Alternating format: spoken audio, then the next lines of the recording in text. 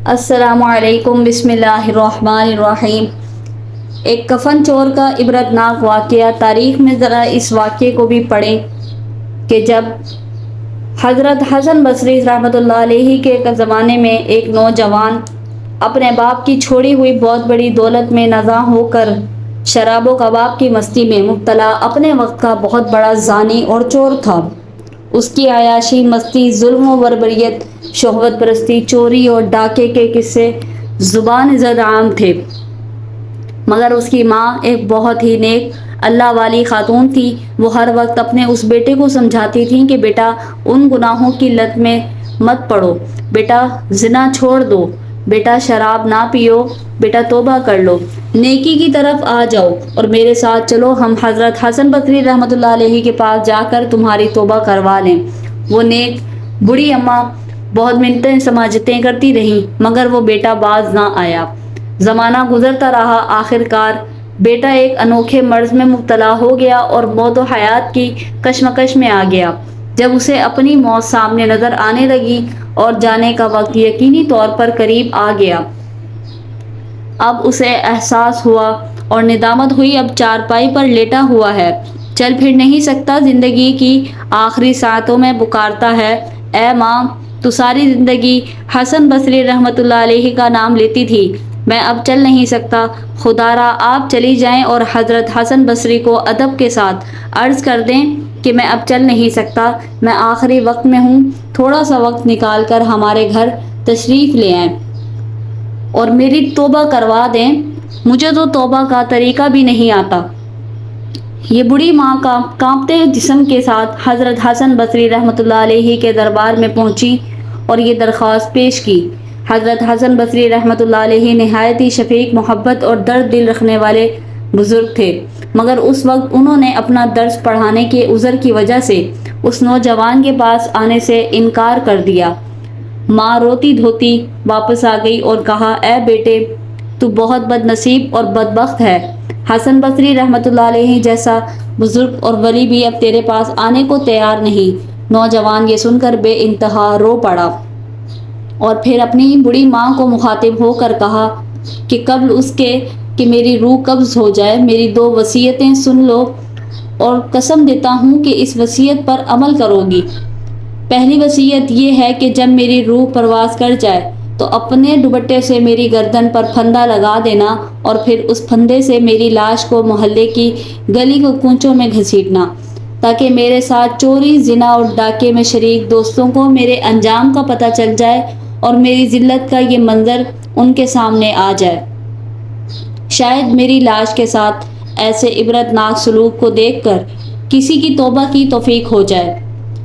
دوسری وصیت یہ ہے کہ میرے انتقال کے بعد میری قبر مسلمانوں کے قبرستان میں نہ بنانا، میں اللہ کی نظر میں بہت بدترین آدمی ہوں اور اللہ کا غضب مجھ پر شدید ہوگا، میں چاہتا ہوں اس غضب کی وجہ سے میرے اوپر اترنے والا عذاب میرے اوپر ہی رہے، کہیں ایسا نہ ہو میری وجہ سے میرے پڑوسی قبر والوں کو بھی تکلیف پہنچے۔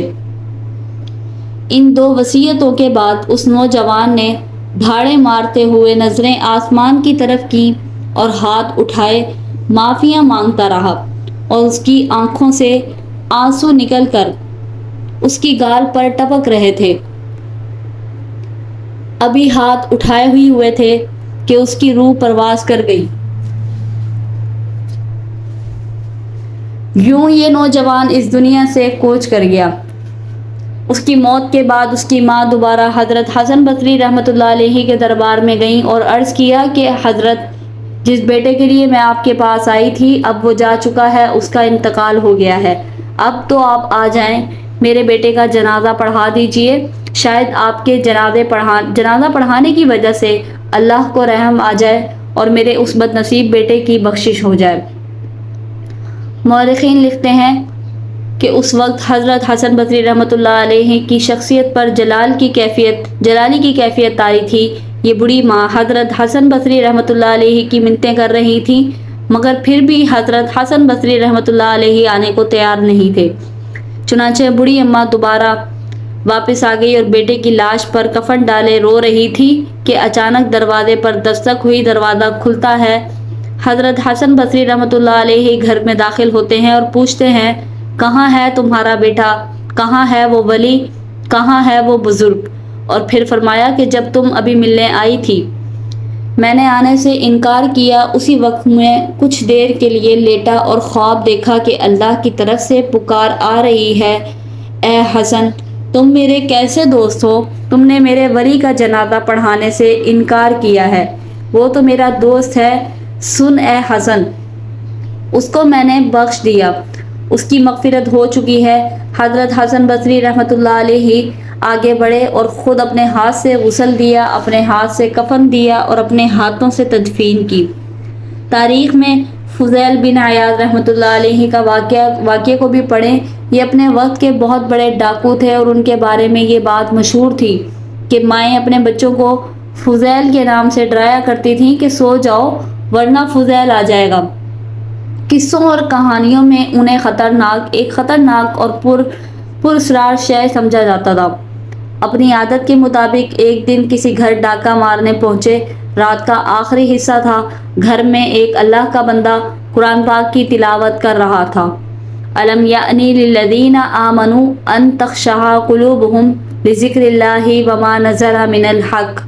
ترجمہ، کیا ایمان والوں کے لیے بھی ابھی بھی وہ وقت نہیں آ پہنچا کہ ان کے دل اللہ کے خوف سے ڈر جائیں اور جو حق نازل ہوا ہے اس کے آگے سر تسلیم خم کر دیں؟ کان میں اس آیت کا پڑنا ہی تھا، بس اسی لمحے دل کی کایا پلٹی، ڈاکہ چھوڑا اور زوردار آواز سے کہا، یا رب قد آنا۔ ترجمہ، ہاں اے میرے رب، اب وہ وقت آ ہی گیا ہے۔ اسی وقت سچی توبہ کی اور پھر یہی فضیل رحمۃ اللہ علیہ آہستہ آہستہ تقویٰ میں آگے بڑھتے رہے اور بہت بڑے ولی بن کر دنیا کے سامنے آئے۔ آج اولیاء کرام کی فہرست میں ایک بہت بڑا مقام اور مرتبہ حضرت فضیل بن عیاض رحمۃ اللہ علیہ کا ہے۔ خدا ان کی قبر پر لازوال رحمتیں نازل فرمائیں۔ تاریخ میں ایسے توبہ کرنے والوں کے قصے کثرت کے ساتھ مذکور ہیں۔ نبی اکرم اکثر نوجوانوں کے گروہوں کو مخاطب ہو کر انہیں توبہ کی ہدایت فرمایا کرتے تھے اور وہ حدیث مشہور ہے، التائب من الذنب کمن لا ذنب لہ۔ ترجمہ، گناہوں سے توبہ کرنے والے ایسا ہے کہ اس نے گناہ کیا ہی نہیں۔ اور جوانی کی توبہ اللہ تعالیٰ کو بہت پسند ہے۔ علامہ رومی رحمۃ اللہ علیہ فرماتے ہیں کہ توبہ جوانی کی عمر میں کر لیجئے، بڑھاپے کی عمر میں توبہ کرنا کمال نہیں ہے۔ علامہ رومی رحمۃ اللہ علیہ اپنے شعر میں عجیب تشبیہ پیش کرتے ہیں، یعنی کہ جوانی کی توبہ، بڑھاپے میں تو ظالم بھیڑیا بھی متقی اور پرہیزگار بن جاتا ہے۔ جوانی میں توبہ کرو، کیونکہ جوانی میں توبہ کرنا پیغمبروں کا شیوا ہے۔ انسان سے گناہ ممکن ہے، گناہ کے داعیے بھی پیدا ہوتے رہتے ہیں، لیکن ان گناہوں کے سامنے ڈٹ جانا اور اپنے رب سے معافی مانگنے والے کو حدیث میں بہترین مومن قرار دیا گیا ہے۔ آئیے عزم کیجئے، اپنے آپ کو گناہوں سے بچائیں گے، اپنے رب سے وفاداری کرتے ہوئے اور سچے دل سے توبہ کر کے اپنے ایمان کو مضبوط اور کامل بنائیں گے۔ حضرت سیدنا ابو اسحاق رحمۃ اللہ علیہ فرماتے ہیں کہ ایک شخص ہماری محفل میں آیا کرتا تھا مگر اس کا آدھا چہرہ ہمیشہ چھپا رہتا تھا۔ ایک مرتبہ میں نے اس سے پوچھا کہ تم اپنا آدھا چہرہ چھپائے رکھتے ہو، آخر اس کے پیچھے کی کیا وجہ ہے؟ مجھے اس راز سے آگاہ کرو۔ اس نے کہا کہ اگر آپ اجازت دیتے ہیں تو میں اپنا معاملہ بتاتا ہوں۔ میں نے کہا کہ بتاؤ اصل معاملہ کیا ہے؟ اجازت ملنے پر اس شخص نے اپنی عبرت داستان کچھ اس طرح سنائی کہ میں کفن چور تھا، میں نے کئی قبروں سے کفن چرائے، جب بھی کسی نئی قبر کے متعلق معلوم ہوتا تو فوراً وہاں پہنچ کر کفن چرا لاتا۔ ایک مرتبہ ایک عورت کا انتقال ہوا، جب اسے دفنا دیا گیا تو میں رات کو قبرستان پہنچا اور قبر کھودنا شروع کر دی۔ جب اینٹیں ہٹا کر کفن کی ایک چادر نکالی اور دوسری چادر کھینچنے لگا تو اچانک اس عورت کے بے جان جسم نے حرکت کی اور چادر کو تھام لیا۔ میں نے کہا تمہارا کیا خیال ہے؟ तुम मुझ पर गालिब आ जाओगी, ऐसा हरगिज नहीं हो सकता। ये कहकर मैं घुटनों के बल बैठ गया और पूरी कुव्वत से कफन खींचने लगा।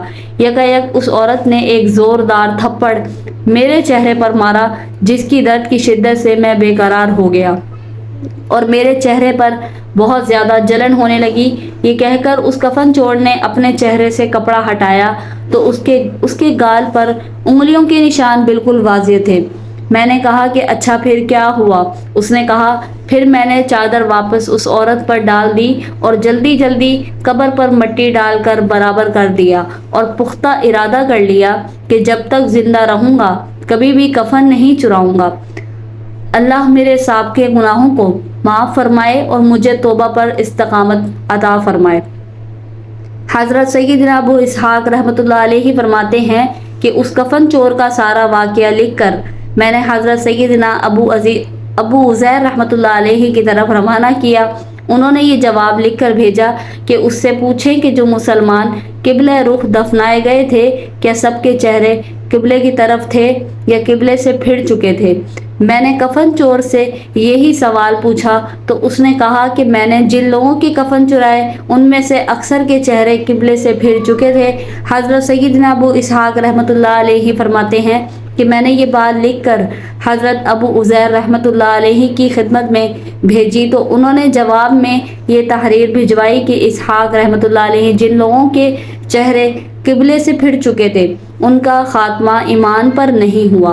अल्लाह ताला हम सब का हामी और नासिर हो, आमीन। और अल्लाह पाक हमें मरते वक्त कलमा तय्यबा नसीब फरमाए और हमारा खात्मा ईमान पर फरमाए, आमीन। वीडियो अगर अच्छी लगी है तो इसको एक लाइक करें और दूसरों के साथ शेयर करें और ऐसी ही वीडियोस के लिए हमारे चैनल को सब्सक्राइब करके बेल नोटिफिकेशन को ऑल पर कर लें। शुक्रिया मुझे सुनने का। अल्लाह हाफिज़।